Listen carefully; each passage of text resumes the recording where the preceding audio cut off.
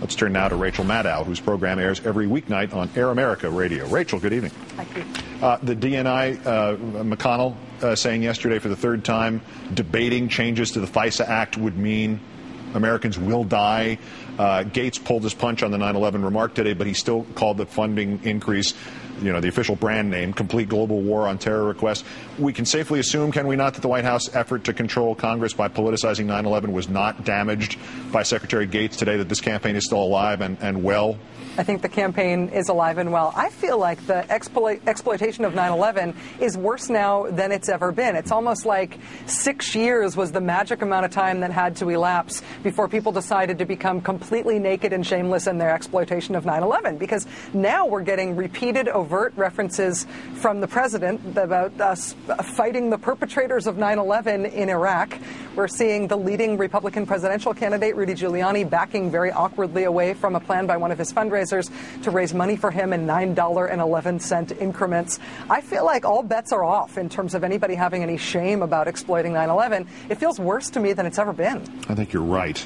Is there anything to be done to make it stop, and particularly the administration or candidate Giuliani or anybody else? Is there anything we can do about it? Well, I think that the reason that 9/11 is politically effective is it's effective as a distraction. They're never actually talking about 9/11 when they're bringing it up in political terms. They're never actually talking about catching Osama bin Laden. They're never actually talking about taking care of the first responders who were also injured during that time and during that recovery. So the more specific you get about 9/11, the more it makes it awkward to use it as a distraction for other things. So I have seen, and I'm encouraged by seeing among some of the Democrats in Congress, particularly by Russ Feingold, but by others as well, a move toward actually getting back to real references to 9/11, really catching Osama bin Laden, really going after the real al-Qaeda in Afghanistan and Pakistan.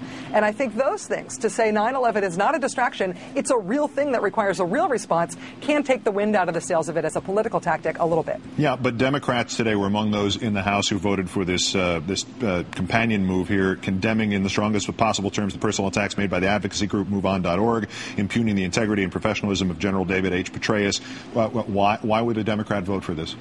It's interesting. I had Senator Byron Dorgan on my show on Air America tonight, and he's somebody who I agree with about a lot of things, and he voted for that in the Senate. It passed the House today. He also voted for the Kyle Lieberman amendment, which you just spoke with Craig Crawford about, and it's very, very, very frustrating to those of us who hoped that a Democratic-led Congress would result in change on the big issues of protecting the Constitution and ending the war, to see the only things actually passing the Senate and the House on the big issues of national security and the Constitution. The only things that are passing are Republican and Joe Lieberman-inspired amendments like these. To see the Republican filibuster stop things like the Jim Webb amendment and everything constructive on the war, but to see this move on condemnation thing sail through both houses, it's incredibly demoralizing. Yeah, especially considering that phrase was coined by Rush Limbaugh, comedian Rush Limbaugh. But one last thing. Are you cheered at all tonight by this ruling from Portland, from the federal district judge Aiken, that two provisions of the Patriot Act are unconstitutional because they're allowing search warrants without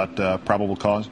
I am. And again, this is one of those issues where it's distraction versus the real goal. And we've learned again and again, whether it's eavesdropping or the FISA law or torture or offshore prisons, all of these things they've done which have really shredded the Constitution in the name of making us safer, it's a distraction. They have wanted to shred the Constitution. It hasn't made us any safer. And this is one of those rulings, one of those cracks of light when somebody says, actually, it hasn't made us any safer, and let's restore the Constitution to restore the balance that we need on these issues. It's nice to see the distraction wiped away and get us back to the real goal of making the country better off. Rachel Maddow of the Rachel Maddow Show on Air America Radio. Always great. Thanks for your time, Rachel. Thank you.